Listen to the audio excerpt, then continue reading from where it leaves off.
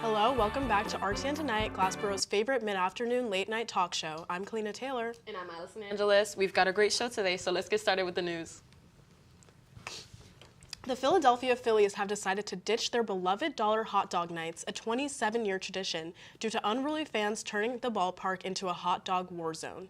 Fans were hurling franks like they were participating in a bizarre sausage Olympics, causing chaos and safety concerns. The team, opting for a more peaceful experience, now offers a 2-for-1 hot dog deal on select dates.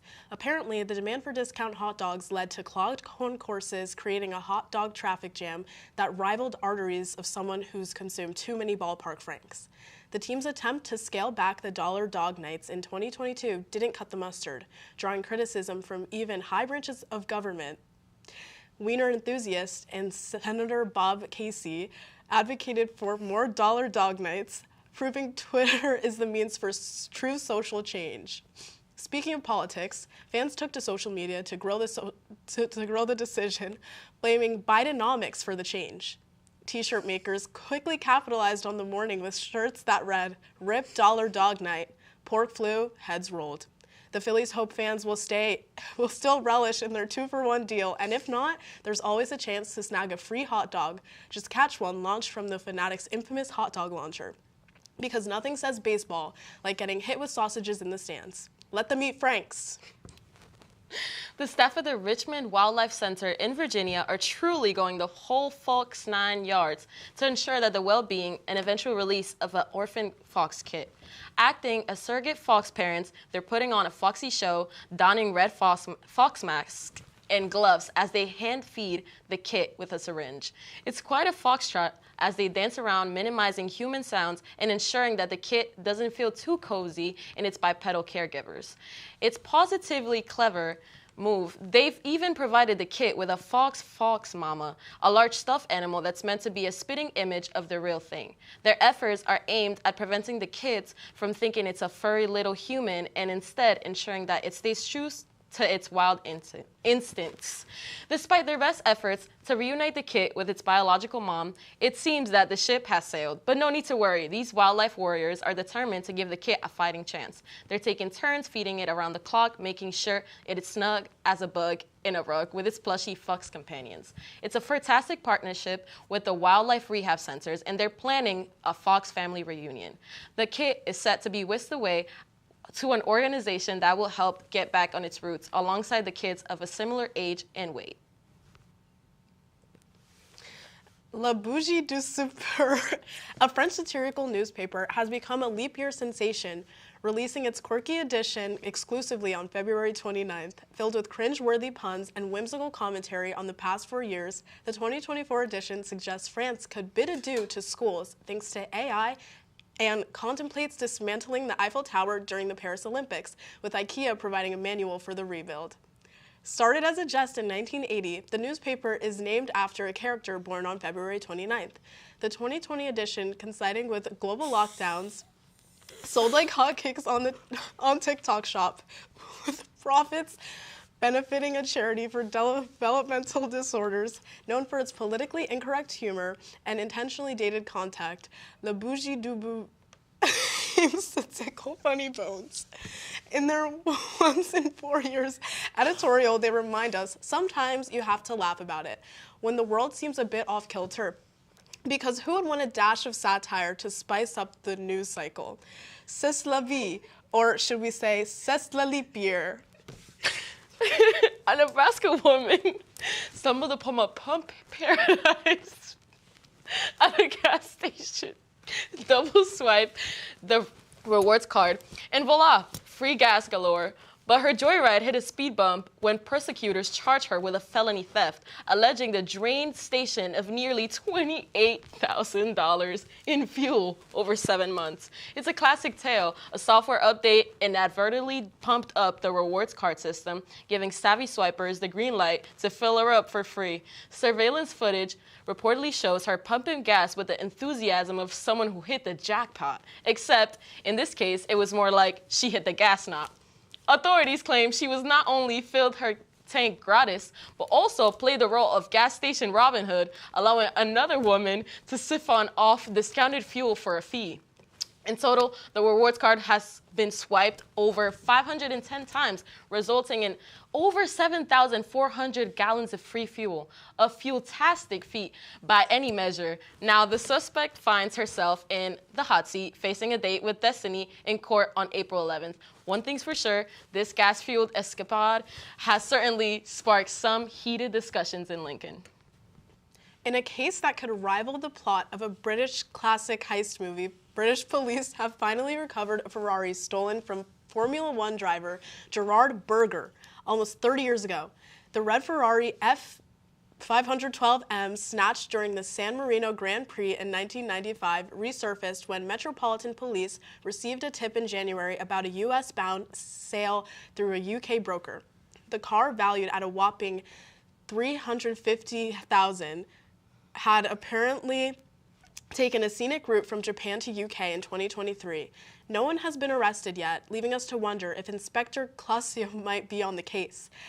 Constable Mike Pilbum has led the investigation, stating, "Our inquiries were painstaking and included contacting authorities from around the world. We imagine it involved classic detective moves like peering over magnifying glasses and dramatically flipping through old case files." The F512M, with its top speed of 315 kilometers per hour, must have had a wild ride over the years. It seems the car chose the snow lane for a while, but British police have finally put the brakes on its unlawful journey. The only missing piece of this automotive puzzle? The second stolen Ferrari. Perhaps it's been moonlighting as a getaway car in another classic car caper. Stay tuned for more unexpected twists and turns in automotive underworld.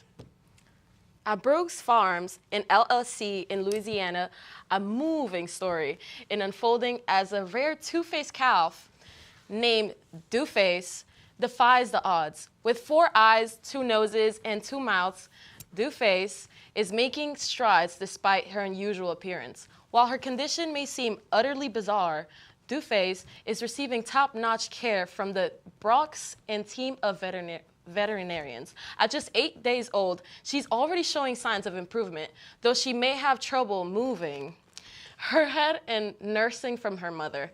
To help her along, Dooface is getting some extra comfort in the form of bottle feeding and leg muscle exercises with a sling. And despite her celebrity status, the Brooks are keeping her out of the limelight, opting for privacy to ensure her well-being.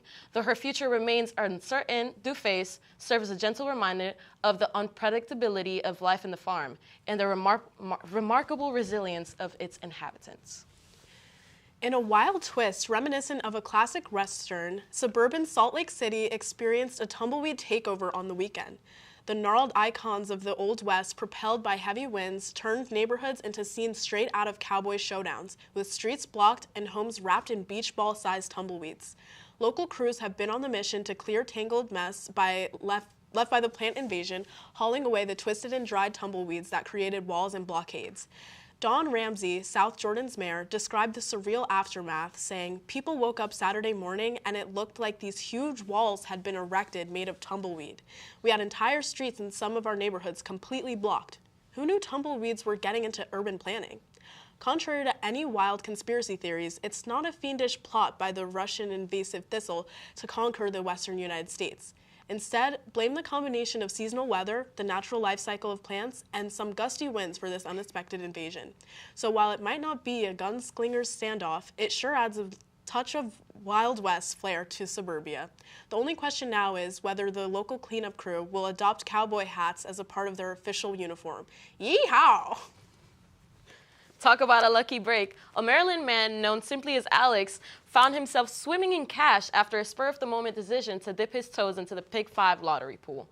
While visiting Nicky Food Mart and Lottery at Baltimore with a friend, Alex, usually a powerful and Mega Millions aficionado, decided to roll the dice and pick 5 on his buddy's suggestion. Without a clue on which numbers to pick, Alex left it in the hands of the store clerk to serve up some winning digits. Little did he know that this random act of number selection would turn out to be a ticket to $50,000. Payday. Picture Alex's jaw dropping when the check of his ticket days later, only to find out that $50,000 richer from the midday drawing of March 14. "I couldn't believe my ears," he exclaimed. Now, armed with his newfound fortune, Alex plans to tackle those pesky bills and spoil his better half rotten. And despite this initial disbelief, he's itching to keep playing Pick 5, feeling more pumped than ever after this unexpected win. Who knows, perhaps more fortune awaits Alex in the world of lottery fun and games. When we come back, we're going to have Kalina interview the president of Rowan University's Nabush. We'll be right back.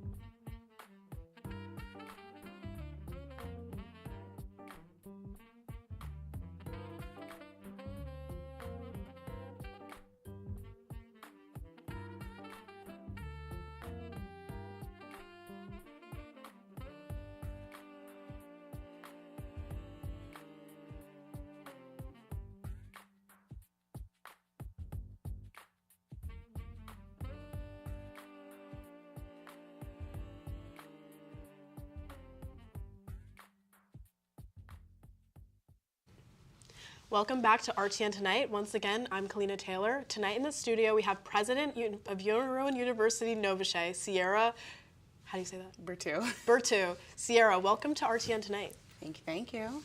What got you interested in joining Novice? So I'm basically one of the few founders of the Rowan University Novice chapter. We were interested in creating a safe space for Black and Brown students, basically going into the STEM field, because there are a lot of people that don't really look like us in the field. So we want to make a place where we can all convene and basically have fun, showcase and do outreach to other younger people that do look like us and say, hey, science is actually very fun. There are people that look like you that's actually doing it and made it. So yeah. Cool. What's the day in the life of a president like in the club? Well, it varies from day to day, honestly. It can range from having a super chill day to having one class and planning out some of our next general body meetings to having an extensive day like today where We did some outreach at Glassboro High School, doing a panel in front of the kids and answering questions, and then handling more business in regards to the organization. Okay, interesting. What type of events do you guys host? So, like I said before, we do a bunch of different events, ranging from mixers to having guest speakers come as well to speak to students, to more professional events as well, to even doing outreach events like at the Boys and Girls Club every other Friday, where we do science expos and demos to show kids different aspects of science, or even doing just community service and giving back to the community. Cool. Would you guys ever do a collaboration with another STEM club? Oh, most definitely. We're looking into collabing with NSBE and the ACS as of right now, but we do want to branch out into more STEM organizations and even just other organizations that are non-STEM as well. Cool. Do you have anything you would like to promote for the club? Yes, actually. So next Tuesday at 8 p.m. in Science Hall 314, we are having a mixer. We're doing Women's History Month and fun science-based drinks. So if you guys like to come out, definitely. And we'll teach you about some history on important women in STEM. That's so cool. Thank you so much for coming up, Sierra. And before you go, do you want to show them the nails? Oh. Can we see the nails? Most definitely. Amazing, amazing. Yes. If you want to know more about Nobuche, follow them on Instagram at rowan.nobuche. When we come back, Sierra will go up classic game of RTN Tonight, no cap, so stay tuned.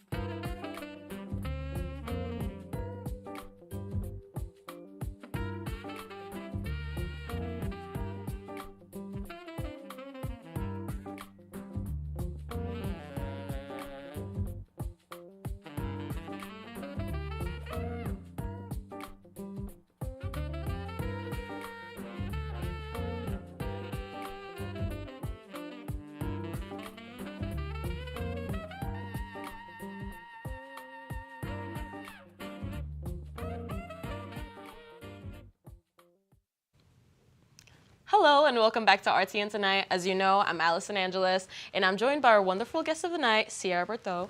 And Sierra is now here to join us for RTN Tonight's game of No Cap. To give you a recap of the game, the timer will start when I ask the first question, and from there, I will ask you 20 questions that are opinionated, and you have to answer them as fast as possible. After that, we will match your time with next week's guest, and we'll see who went faster. So, Sierra, are you ready to play a game of No Cap? I sure am. Ooh. Having some technical difficulties.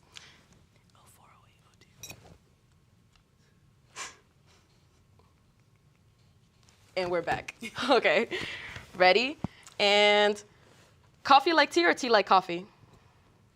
Coffee like tea. Antarctic summer or Sahara winter? Sahara winter. Cat barking or dog mewing? Dog meowing. Snowy beach or beachy mountains? Beachy mountains. Sweet pizza or savory ice cream? Savory ice cream. Fictional pet bio or real character autobiography? Real character autobiography. Only daytime awake or only nighttime sleep? Only nighttime sleep. Pineapple anchovy pizza or ketchup mustard pasta? Ketchup mustard pasta. Love track comedy or sob track drama? Comedy. Pogo stick city or unicycle countryside? Pogo Stick City. Chipmunk voice, Android or language switching iOS? Language switching items. Chocolate veggies or vanilla meat? Chocolate veggies. Squeaky sneakers or musical sandals? Musical sandals. Brakeless road trip or windowless flight? Windows flight. Night vision sunrise or kaleidoscope sunset? Kaleidoscope sunset.